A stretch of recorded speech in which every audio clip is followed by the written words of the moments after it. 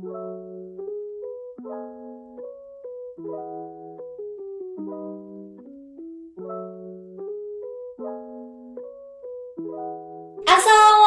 warahmatullahi wabarakatuh.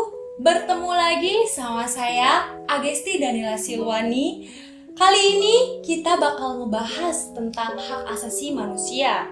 Kenapa sih kita harus mempelajari atau setidaknya tahu lebih lanjut tentang hak asasi manusia itu apa? Kita harus tahu dulu nih, ada 4 dasar hukum yang membahas tentang hak asasi manusia. Yang pertama, ada Pancasila. Sila kedua mengatakan bahwa kemanusiaan yang adil dan beradab. Maka itulah yang jadi landasan filosofis, bahwa setiap manusia memiliki hak asasi manusia. Tapi emangnya kapan sih? Ya, sejak dalam kandungan. Yang kedua, ada Undang-Undang Dasar 1945.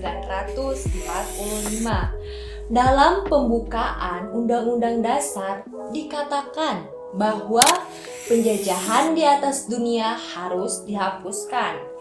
Jadi, di era modern saat ini nggak boleh lagi ada penjajahan kepada sekelompok manusia, apalagi melakukan diskriminasi ke kelompok manusia atau bangsa tertentu. Lalu yang ketiga nih, kalau kita lihat di TAP MPR nomor 17 tahun 1998 tentang hak asasi manusia juga ditetapkan bahwa setiap warga negara Indonesia memiliki hak untuk hidup dan melanjutkan kehidupannya.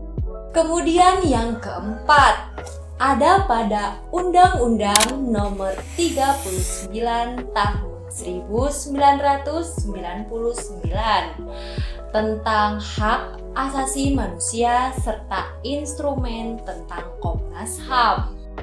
Tilar dalam bukunya menyatakan bahwa hak asasi manusia adalah hak-hak yang melekat pada diri manusia.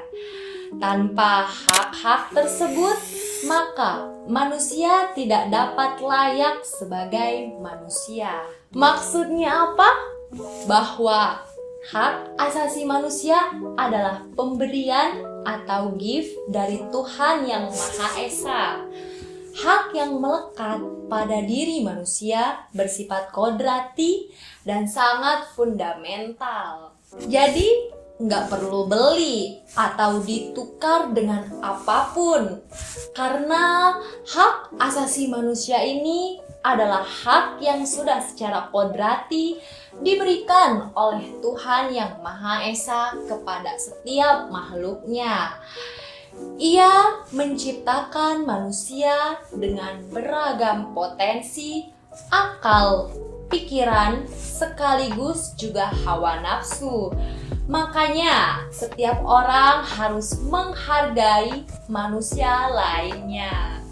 Dengan begitu, hakikat penghormatan dan perlindungan terhadap hak asasi manusia ialah menjaga keselamatan eksistensi manusia secara utuh melalui aksi keseimbangan, yaitu melaksanakan hak dan kewajiban. Ketika hak dan kewajiban ini tidak dijalankan secara seimbang, maka akan terjadi friksi atau konflik yang terjadi di masyarakat. Kemudian, dari makna umum tadi, kita bisa tarik makna khusus dari pengertian hak asasi manusia. Hak asasi manusia adalah bagian manusia yang secara otomatis didapatkan. Menurut Muladi, hak asasi manusia merupakan segala hak pokok atau juga hak dasar yang sudah melekat pada diri manusia di dalam kehidupannya. Hak asasi manusia berlaku untuk semua orang tanpa memandang jenis kelamin, gender, ras, juga tanpa melihat perbedaan agama, pandangan politik, atau asal-usul sosial suatu bangsa. Dan yang terakhir nih, hak asasi manusia ini tidak bisa dilanggar. Tidak seorang pun berhak membatasi atau menghilangkan hak orang lain. Walaupun suatu negara itu tidak mengatur secara khusus tentang hak asasi manusia, tetap saja tidak ada seorang pun yang bisa mencabut hak asasi manusia dengan sewenang-wenangnya. Nah, kalian tahu gak sih? Ternyata hak asasi manusia itu juga banyak macamnya atau jenisnya. Kalian mesti tahu macam-macam hak asasi manusia. Yang pertama, hak asasi pribadi, yaitu hak kebebasan untuk bergerak, berpergian, dan berpindah-pindah tempat.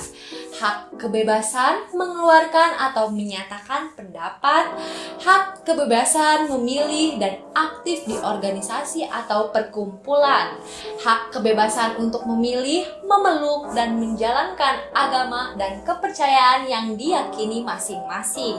Yang kedua, hak asasi politik. Terdapat hak untuk memilih dan dipilih dalam suatu pemilihan, hak ikut serta dalam kegiatan pemerintahan, hak membuat dan mendirikan parpol atau partai politik dan organisasi politik lainnya, hak untuk membuat dan mengajukan suatu usulan petisi, hak asasi hukum atau legal, equity right. Hak asasi hukum, hak mendapatkan perlakuan yang sama dalam hukum dan pemerintahan, hak untuk menjadi pegawai negeri sipil atau PNS, hak mendapat pelayanan dan perlindungan hukum. Kemudian yang ketiga, hak asasi ekonomi.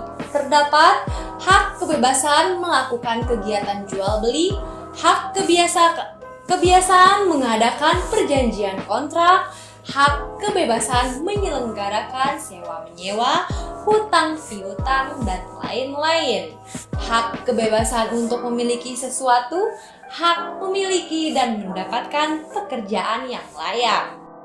Lalu yang keempat, yaitu hak asasi peradilan. Terdapat hak mendapat pembelaan hukum di pengadilan, hak persamaan atas perlakuan, penggeledahan, penangkapan, penahanan, dan penyelidikan di mata hukum.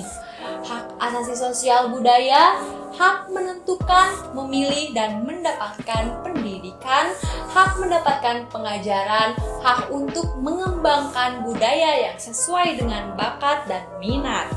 Adapun yang kelima, menurut Deklarasi Universal Hak Asasi Manusia atau DUHAM, terdapat 5 jenis hak asasi yang dimiliki setiap individu, yaitu hak legal atau hak jaminan perlindungan hukum, hak sipil dan politik, hak subsistensi atau hak jaminan adanya sumber daya untuk menunjang kehidupan, hak ekonomi, sosial, dan budaya. Yang keenam, menurut pasal 3 sampai 21 DUHAM, hak personal, hak legal, hak sipil, dan politik meliputi hak bebas dari perbudakan dan penghambatan, hak bebas dari penyiksaan atau perlakuan maupun hukum yang kejam, tak berperi kemanusiaan atau merendahkan derajat kemanusiaan, hak untuk memperoleh pengakuan hukum di mana saja secara pribadi, hak untuk pengampunan hukum secara efektif, hak bebas dari penangkapan, pertahanan, atau pembuangan yang sewenang-wenang, hak untuk peradilan yang independen dan tidak memihak, hak untuk praduga tak bersalah sampai terbukti bersalah, hak bebas dari campur tangan yang sewenang-wenang, hak bebas dari serangan terhadap kehormatan dan nama baik, hak atas perlindungan hukum, hak bergerak, hak memperoleh suaka, hak atas atau kebangsaan, hak untuk menikah dan membentuk keluarga, hak untuk mempunyai hak memilih, hak bebas berpikir, hak menyatakan pendapat, hak berhimpun dan berserikat, hak menikmati pelayanan masyarakat. Dan yang terakhir, adapun hak subsistansi, hak ekonomi, sosial, dan budaya meliputi hak atas jaminan sosial, hak untuk bekerja, hak atas hasil kerja, hak bergabung dan berserikat, hak atas istirahat, hak hidup dan kesehatan yang layak, hak pendidikan, dan hak berpartisipasi dalam kehidupan yang berkebudayaan. Ya, mungkin itulah sedikit pembahasan tentang hak asasi manusia. Intinya, satu hal yang perlu kita ingat bahwa jangan pernah melanggar atau menindas hak asasi manusia orang lain.